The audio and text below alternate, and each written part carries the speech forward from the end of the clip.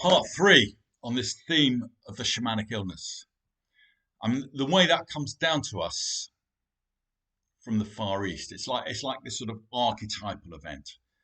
Yeah, the young shaman or shamaness or whatever you call them gets ill, doesn't recover unless they accept their vocation as a healer, or at least as a person whose life is guided by the spirits fundamentally. It's what lives through you. It gives you your life force. That's a good way of putting it. It gives you your life force. It's a powerful thing. And it's quite different how most people live. So if you have that in you, don't expect to find community. Don't expect people to understand you. If you're lucky, you'll have one or two friends that you can talk to about this stuff, and just cherish that.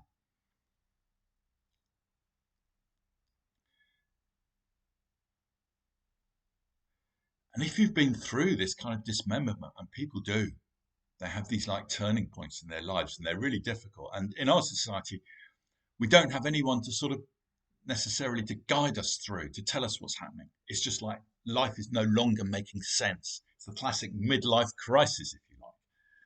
Yeah. Except in the shamanic cultures, they seem to have it when they're teenagers. Yeah. Well, in a way, I had it when I was 20. Yeah. I went through this kind of revolution. It was happening anyway, and 3 months of magic mushrooms, and it just sort of, my metaphysical quest became central. I became really much more serious about life. But I'd also had an initiation into the shadow, into the demons in me as well. And that was really difficult. That's what a bad trip is. It's an initiation into the shadow side. And that's a good thing. It's not like something's gone wrong. It's a good thing. We need that initiation. We need to be able to live with it and be friends with it and all of that.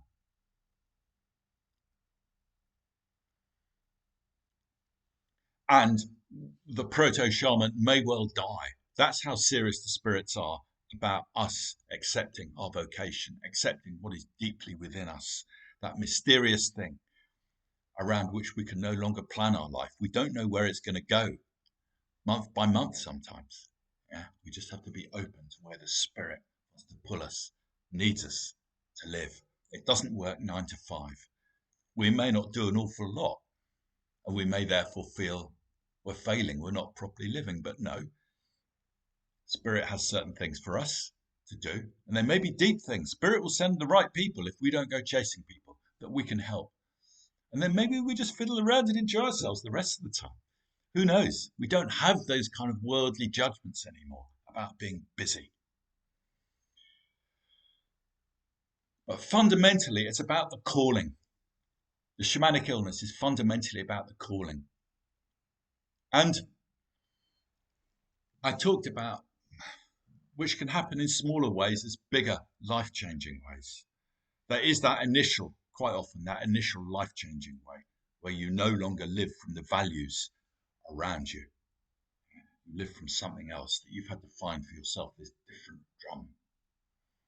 There's a saying, a couple of lines by Goethe from a poem called The Holy Longing. Let's see if I can get it right. It ends with, and so long as you have not experienced this, to die and so to grow, you remain but a troubled guest on this dark earth. That's where it takes you, and you will remain troubled. Your life will never be quite working. It might not bring you to the point of death, but you will feel something is wrong. There is something in you unlived. You remain a troubled guest because there's this other thing, and you need to taste that dark earth, bringing spirit into matter. The Rime of the Ancient Mariner by Coleridge. It is an ancient mariner, and he stoppeth one of three, by thy long grey beard and glittering eye. Wherefore stopp'st thou me? So the ancient mariner, he had this tale to tell. He had this look in his eye. He'd been to this other place, which is what we're talking about. The illness takes you to this other place. You've seen this other world. You've seen this other thing. You've seen how things really are behind the usual parameters within which we live and think and value. And the ancient mariner, he'd shot an albatross. He knew he shouldn't, but he did. And it brought this terrible luck. Everyone died on board the ship except for him. He was surrounded by ghosts and skeletons. The wind died. He was in this dead sea. He went on this terrible journey. And it changed him forever. And when he came back, if he saw someone who he knew could listen, he would grab them and he would tell them. And he saw this wedding guest, this guy on a way to wedding. And he stopped him. And the guy was getting later and later for the wedding, but he knew he couldn't but listen to this ancient mariner with this look in his eyes and this tale to tell. And eventually he missed the whole wedding because he had to hear it. That was an initiation, if you like, for the wedding guest. Life was initiating him via the ancient mariner. And maybe that's something we do as well. We've been to that place. We've taken back something of it. For he on honey dew hath fed, and drunk the milk of paradise. That's Coleridge again at the end of Kubla Khan. Beware, beware, for he on honey dew hath fed, and drunk the milk of paradise. We have that. And if people come close to us, they will have that taste as well. That will help awaken that thing in them, and we never know that. We're just being normal. We're speaking from this thing that is real. To us, it just seems normal. But to them, it's something. It's like you've got this quality. You've got this something about you. And it speaks to something in them. So don't underestimate the effect you have on other people. Back to the illness. It's not just that we want to stay in our comfort zone. And we want to be like everyone else. We want the acceptance of everyone else. We want that belonging to everyone else. Yeah. These are deep human drives. And we're being taken out of that. That's difficult. But also what stops us is self-doubt. Because these callings are something to do. There's a gift that comes with them. It may, archetypally mean being a healer. And the spirits through you help people, heal people. But it can be all sorts of things. Storyteller, astrologer, artist, horse whisperer, whatever it is. There's all these callings. And what it is for you, I don't know.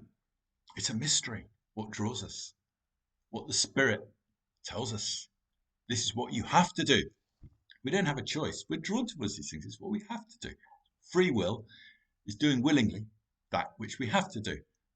As Jung put it, it's a nice way of tying up fate and free will, because life is both fated and free.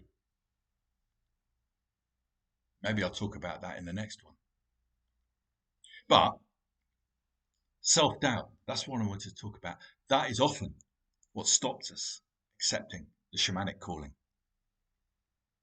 We don't think we can do it. Who am I to do it?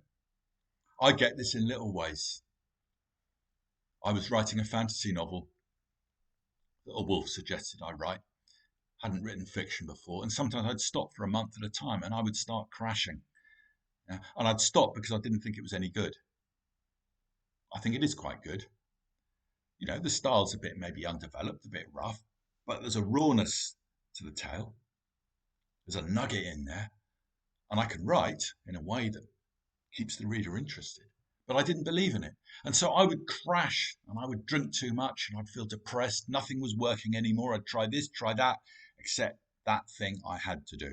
One day you finally knew what you had to do and you began, or rather, I'd begin again. And as soon as I sit down and start writing, I feel okay again. So the self-doubt is part of the initiatory fire. We all go through it. We have to earn our confidence. And you just do it anyway. Singing, that's another one. Oh, no one wants to sing because they're no good at it. Yeah, we're all no good at it. And we're worried about what other people will think, all of that sort of thing. But there's this calling in you. You need to do it. It requires grit, it requires courage, but there's also joy in there. And you feel that you've got your life when you do it. So claim that calling when it comes knocking at your door, and it might come knocking very hard at your door.